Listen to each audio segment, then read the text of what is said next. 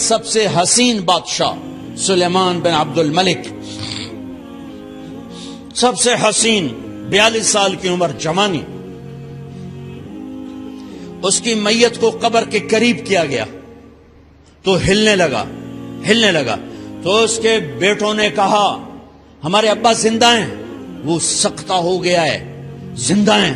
عمر بن عبدالعزیز رضی اللہ رحمت اللہ علیہ فرمانے لگے ارے بھتیجو زندہ نہیں ہے، قبر کا عذاب جلدی شروع ہو گیا ہے، بل عجل اللہ بالعقوبہ، چھپاؤ، جلدی چھپاؤ۔ عمر بن عبدالعزیز جس تخت پر بیٹھے اس پر سلیمان تھا، اس پر ولید تھا، اس پر عبد الملک تھا، ان تینوں نے اپنے من کو راضی کیا، عمر بن عبدالعزیز نے اپنے رب کو راضی کیا۔ جب عمر بن عبدالعزیز کا وقت آیا مرنے کا تو انہوں نے بلایا رجا بن حیوہ سے، فرمایا کہ میں نے عبد الملک بن مروان، چاچا بھی تھے سسر بھی تھے، ان کی بیٹی فاطمہ سے شادی ہوئی تھی، میں نے اس کو قبر میں اتارا، کفن کی گرہ کھول کے دیکھا تو اس کا چہرہ قبلے سے ہٹ چکا تھا، رنگ کالا سیاہ پڑ چکا تھا۔ عبد الملک بن مروان گورا چٹا تھا، یہ جگہ سرخ تھی، کالا۔ پھر میں نے ولید کو قبر میں اتارا، اس کا بیٹا 10 سال حکومت کی، اس نے 21 سال حکومت کی، اس نے 10 سال کی، ولید بن عبد الملک۔ میں نے اس کے کفن کی گرہ کو کھول کے دیکھا تو اس کا رنگ سیاہ ہو چکا تھا اور قبلہ کی طرف سے چہرہ پھر چکا تھا۔ پھر اس سلیمان کا واقعہ تو ابھی سنایا، پھر اس سلیمان کو قبر میں اتارا اور اس کے کفن کی گرہ کو کھول کے دیکھا تو اس کا چہرہ قبلے سے ہٹ چکا تھا۔ اب میں جا رہا ہوں، مجھے دیکھنا۔ پہلے تینوں نے حکومت کی پوجا کی اور عمر بن عبدالعزیز نے اپنے اللہ کی پوجا کی۔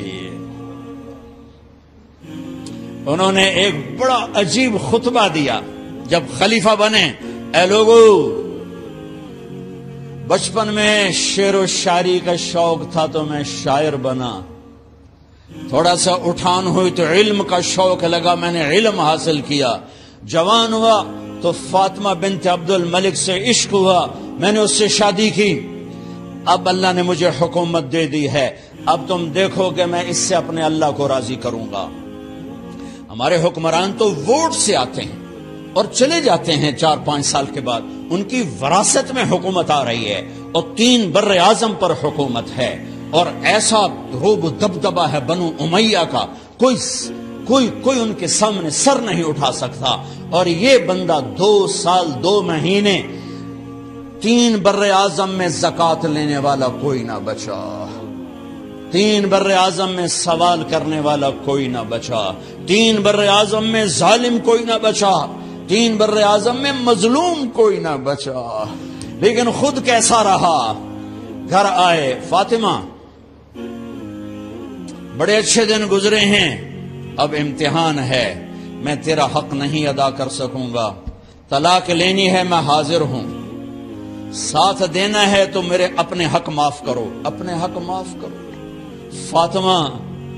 فاطمہ جیسی عورت انسانی تاریخ میں کوئی نہیں آئی، سیاسی لحاظ سے، سیاسی، دادا مروان بادشاہ، باپ عبد الملک بادشاہ، بھائی ولید بادشاہ، دوسرا بھائی سلیمان بادشاہ، تیسرا بھائی ہشام بادشاہ، چوتھا بھائی یزید بادشاہ، اور اپنا خامند بادشاہ، 7 نسبتوں سے یہ عورت شہزادی ہے۔ کائنات انسانی تاریخ میں اتنی بڑی عورت کوئی نہیں آئی، سیاسی۔ فاطمہ کہنے لگیں عمر، میں نے سکھ کے دن تیرے ساتھ گزارے ہیں، دکھ میں تجھے چھوڑ کے نہیں جاؤں گی، جو میں نے اپنے سارے حق معاف کیے۔ پھر حضرت عمر بن عبدالعزیز کی راتیں اور دن کیسے گزرے؟ فاطمہ بنت عبد الملک فرماتی ہیں 2 سال 2 مہینے میں وہ میرے بستر پر میرے ساتھ نہیں لیٹے، انہیں غسل کی ضرورت نہیں پیش آئی، مصلے پہ بیٹھتے اور روتے روتے روتے وہیں سو جاتے اور روتے روتے وہیں سے اٹھتے، پر 3 بر اعظم میں ظالم کوئی نہ بچا، مظلوم کوئی نہ بچا، زکوٰۃ لینے والا کوئی نہ بچا، بھکاری بھیک مانگنے والا کوئی نہ بچا، 3 بر اعظم کو ایسے صاف کر دیا۔ یہ فیصل آباد بھی ان کی حکومت میں شامل تھا، چونکہ ملتان وہ بمبئی تک اور ملتان دیپال پور تک یہ سارا علاقہ ملتان میں آتا ہے، اور محمد بن قاسم نے ملتان فتح کیا ولید کے زمانے میں۔ اپنی حکومت کو اللہ کی رضا کے لیے استعمال کیا. کیسے استعمال کیا؟ سارے مال فاطمہ کا سارا زیور بیت المال میں ڈال دیا. تنخواہ پہ آ گئے. عید کا موقع آیا. بچوں نے ماں سے کہا، 12 بچے تھے، بچیاں 12 بچے بچیاں، ہمیں کپڑے لے کر دو، عید آ رہی ہے، ہر آدمی اپنے بچوں کے لیے کپڑے لے رہا ہے. ہمارے بچے بھی کہہ رہے ہیں کپڑے لیں. جاؤ بھائی لو. فاطمہ کے پاس عمر 3 بر اعظم کے بادشاہ کے بچے آ رہے ہیں. ماں جی عید آ رہی، کپڑے تو لے دیں، ابا سے کہیں کہ ابا سے بات کرتی ہوں. ابا تشریف لائے، خزانے لبالب بھرے ہوئے گندم کے ڈھیر کی طرح کہ امیر المومنین بچے کپڑے مانگ رہے ہیں. فاطمہ میرے پاس تو پیسے نہیں، میں کہاں سے کپڑے لے کر دوں، میرے پاس تو پیسے کوئی نہیں.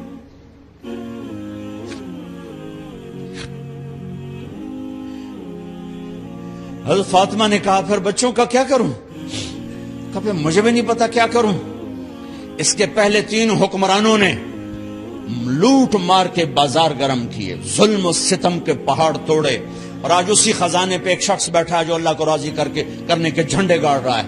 تو فاطمہ نے کہا آپ ایسا کریں، اگلے مہینے کی تنخواہ ایڈوانس لے لیں، اس سے میں اپنے بچوں کو کپڑے لے دیتی ہوں، اور گھر کا خرچہ میں مزدوری کر کے گھر کی روٹی چلا لوں گی. ارے اپنی تاریخ پڑھو، صرف ڈرامے ہی نہ دیکھتے رہ جاؤ، صرف گانے ہی نہ سنتے رہ جاؤ. اور بھی دکھ ہیں زمانے میں محبت کے سوا، راحتیں اور بھی ہیں وصل کی راحت کے سوا. انہوں نے اپنے بلایا وزیر خزانہ مزاحم، اپنا ہی غلام. ہاں بھائی مزاحم، ہمیں بچوں کے کپڑے چاہیے، تو اگلے مہینے کی تنخواہ ایڈوانس مل جائے. وہ کہنے لگے امیر المومنین آپ مجھے لکھ کر دے دیں کہ آپ 1 مہینہ زندہ رہیں گے، میں آپ کو تنخواہ دے دیتا ہوں. عمر بن عبدالعزیز سر جھکایا، اٹھے، گھر گئے. فاطمہ میرے بچوں سے کہہ دو کہ تمہارا باپ کپڑے لے کے نہیں دے سکتے. اپنی تاریخ تو دیکھو.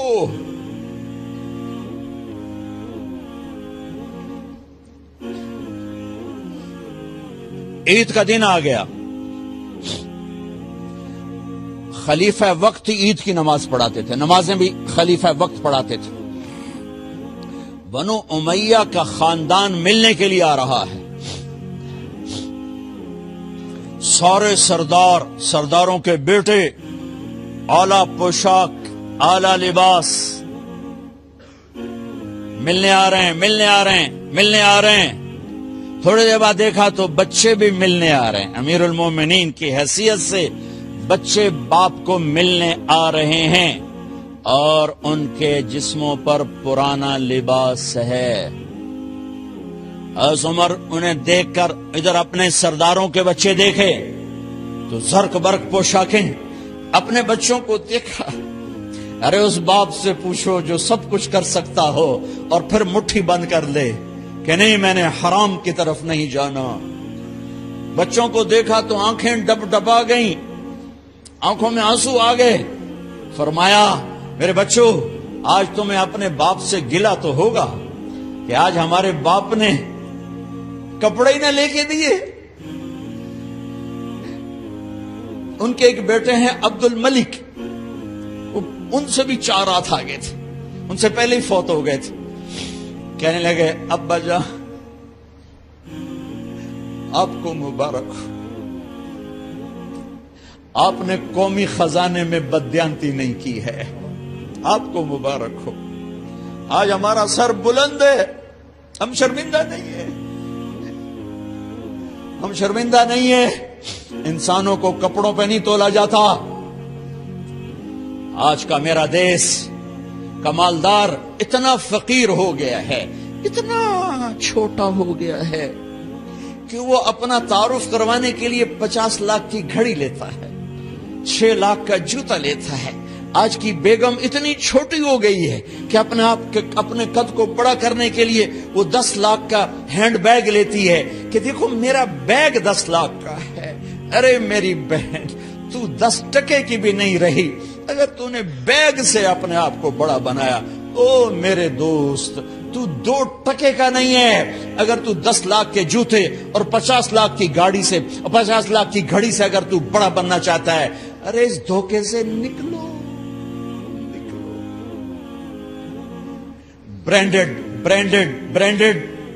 کہاں جا رہے ہو؟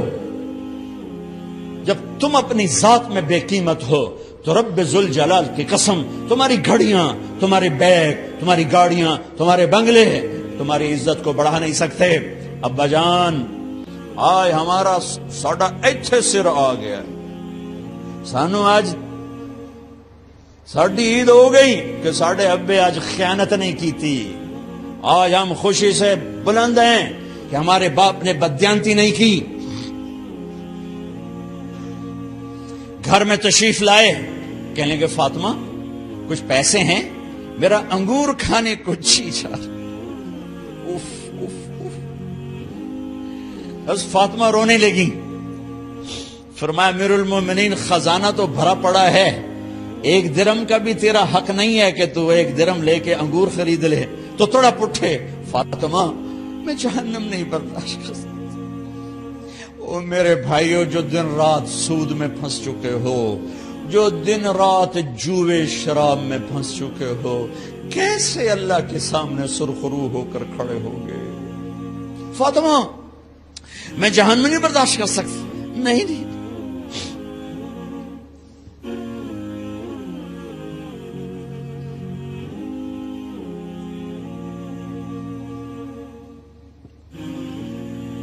ایک رات گھر میں تشریف لائے، بچیاں، بیٹیاں،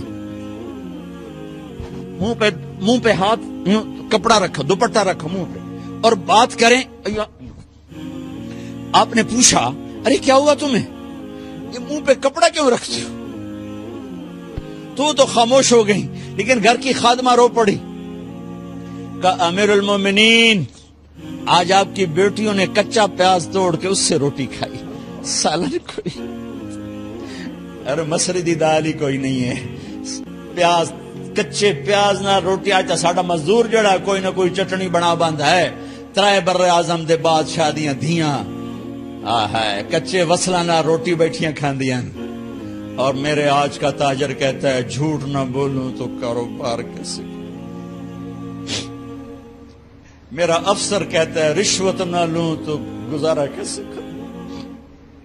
تو عمر بن عبدالعزیز پھس پہ ہچکیوں کے ساتھ روئے کہ میری بچیوں، میں تمہیں بڑے اچھے کھانے کھلا سکتا ہوں اور میں جہنم کی آگ برداشت نہیں کر سکتا. بھائیو، اس بندے نے اپنے آپ کو ذبح کر دی، اللہ کو راضی کرنے کے لیے ذبح کر دی. اپنے ذات کو، اپنے جذبات کو، اپنے احساسات کو. جب گورنر ہوتے تھے نا تو حضرت فاطمہ کی ایک باندی تھی، ان سے انہیں عشق ہو گیا تو اپنی بیگم سے کہتے یہ باندی مجھے گفٹ کر دو. وہ کہتی میں نہیں کرتی. جب یہ خلیفہ بنے کئی دفعہ ان سے کہتے مجھے ہدیہ کر دو، مجھے دے دو. وہ کہتے میں نہیں دیتی. جب یہ خلیفہ بنے تو ان کی بیگم نے اس باندی کو نہلایا، خوبصورت زیورات سے سجایا، عالی شان میک اپ کیا اور اس کا ہاتھ پکڑ کے لائی. امیر المومنین یہ آپ کی خدمت میں گفٹ ہے.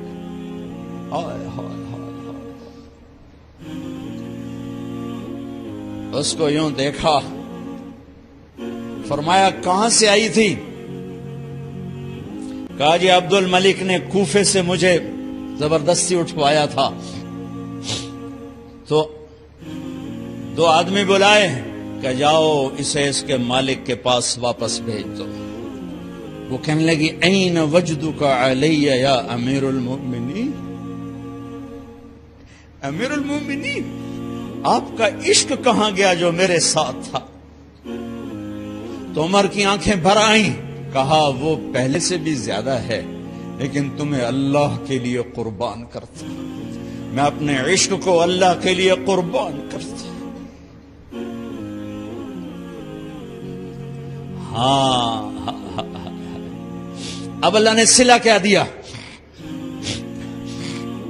جب انتقال ہوا ہونے لگا تو بلایا رجا کو، جو میں بات پہلے چھوڑ کے ادھر ان کی تھوڑی سیرت بتائی کہ رجا اب میں مرنے لگا ہوں۔ عبد الملک کالا ہو گیا تھا، ولید کالا ہو گیا تھا، سلیمان کالا ہو گیا تھا۔ یہ کیوں کالے ہوئے تھے؟ یہ بے نمازی نہیں تھے، بدکاری نہیں کرتے تھے، کسی کی طرف ان کی میلی آنکھ نہیں اٹھی کبھی۔ یہ ظالم تھے، ظالم انسانوں کا خون پیا، مال میں خیانت کی، اس پر اللہ نے چہرے پھیر دیے۔ آج عمر بن عبدالعزیز جا رہا ہے کہ دیکھو میں جا رہا ہوں، مجھے دیکھو میرے ساتھ کیا ہوتا ہے۔ ان کا انتقال ہوا، ان کی میت قبر کے کنارے رکھی گئی اور اب نیچے اتارنا ہے۔ سلیمان کی میت کو اتارنے لگے تو ہلنے لگا اور عذاب قبر پہلے شروع ہو گیا۔ عمر کی میت کو جب قبر کے قریب کیا گیا، ایسے ہوا کا جھونکا آیا،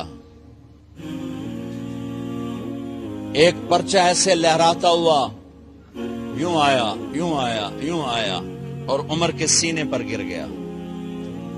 لوگ کٹھے ہو گئے، پرچے کو کھول کے دیکھا گیا تو اس پہ لکھا تھا بسم اللہ الرحمن الرحیم، براءۃ من اللہ لعمر بن عبد العزیز من النار۔